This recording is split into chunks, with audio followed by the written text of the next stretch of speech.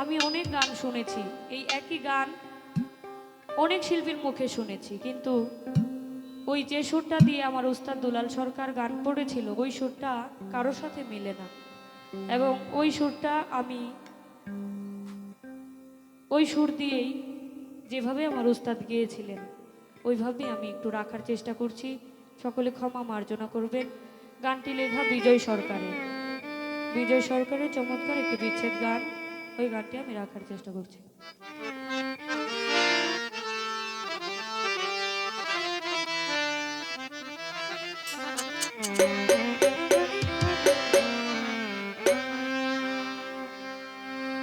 নাম নিতে নয়নের পথে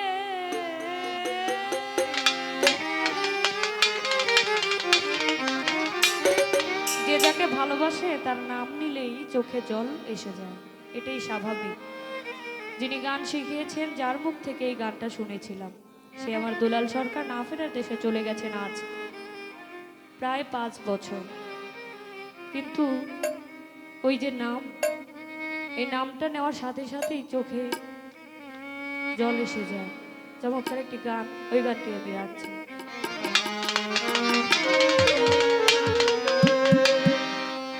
নাম নিতে নয়নের পথে, নাম নিতে নয়নের পথে প্রেম বন্যা ভেসে যায়। পথের কাঙাল করে তুমি রাখিও ধরা, দয়াল গুরু গো আমার।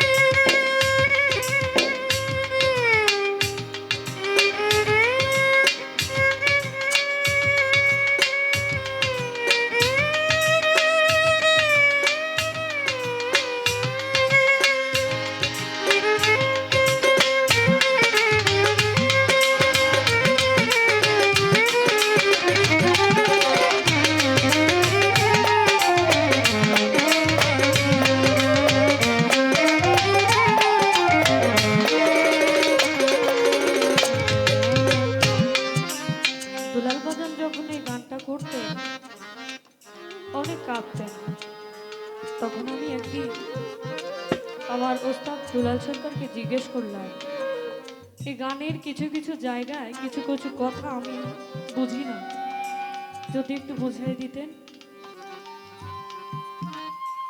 কাঙাল বেশে দেশে দেশে ঘুরিয়া বেড়াই, নিত্য নতুন এমনি করে যেন ভক্তের সঙ্গ পাই, সকল মান অভিমান ত্যায্য করে ভক্তি জানাই ভক্তের পাই। এই কথাটা শুনে আমি জিজ্ঞাসা করলাম, গুরু কিভাবে ভক্তের পায়ে ভক্তি দিতে পারে?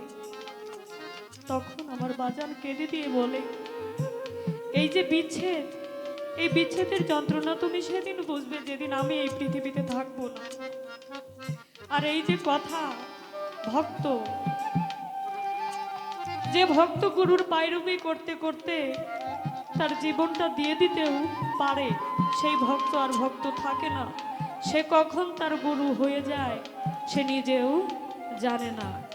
তখন সেই গুরু আর ভক্তের মধ্যে কোনো তফাৎ থাকে না। অর্থাৎ যে ভক্ত তার গুরুর হুকুম আদেশ, তার গুরুর পায়রবি করে, তখন সে তার নিজের অজান্তে একজন অলি আউলিয়ার কাতারে চলে যায়, সে নিজে জানে না। আর ওই মুহূর্তটা তখন বোঝা যায় না কি আসলে ভক্ত আর কে গুরু। আর ঠিক তখনই গুরু তার ভক্তকেও ভক্তি দিতে পারে। এবং 3 নম্বর একটি অন্তরায় বিজয় সরকার বলেছেন, আবার যদি পাঠাও আমায় এই ভব সংসারে, একজন কৃষ্ণ ভক্ত মায়ের গর্ভে জন্ম দিও, আমি মুচি হলেও সূচি হব, মন যদি রয় গুরুর পায়। এই কথা বলে তিনি সবসময় আমার কাঁদতে। আমাকে যখন গান শেখায় তখন আমি একদম ছোট, আমার শিশুকাল থেকেই আমার ওস্তাদ দুলাল সরকার একদম কোলে বসে গান শিখিয়েছে। তখন বলতো, মা তুমি একদিন গান করবে, আমি গান শুনব। আমার কপাল এতটাই খারাপ যে সেই দিন আর আমার জীবনে আসবে না। একটা কথা বলতো, মা আমি যদি এই পৃথিবীতে আসি, আমি যেন তোমার মতো একজন মেয়ের গর্ভে আবার ফিরে আসি, একজন কৃষ্ণ ভক্ত মায়ের গর্ভে যেন আমি আবার ফিরে আসতে পারি। 10টা ভক্তের প্রয়োজন হয় না, 10টা ছাত্রীর প্রয়োজন হয় না, ছাত্রীর মতো ছাত্রী একজনই যথেষ্ট। অনেক আমার ওস্তাদের অনেক শিষ্য, অনেক ভক্ত ছিল, ওদেরকে নিয়ে কখনোই আশা করে নাই। আমাকে শুধু বলছে যে আমার যদি নাম ধরে রাখে, আমাকে যদি বাঁচায় রাখে, একমাত্র তন্নির মাধ্যমে আমি বেঁচে থাকবো। আপনাদের দোয়ায়, আপনাদের ভালোবাসায় এই পর্যন্ত আছি। দোয়া রাখবেন না, আমি যেন আমার ওস্তাদের ওই নামটুকু রাখতে পারি। পাগল বিজয় বলে বিষয়ে ছেড়ে কবে শুদ্ধ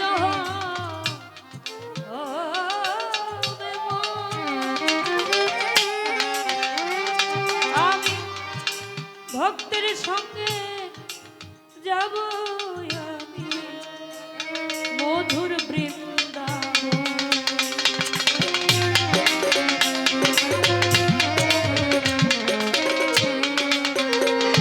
পাগল বিজয় বল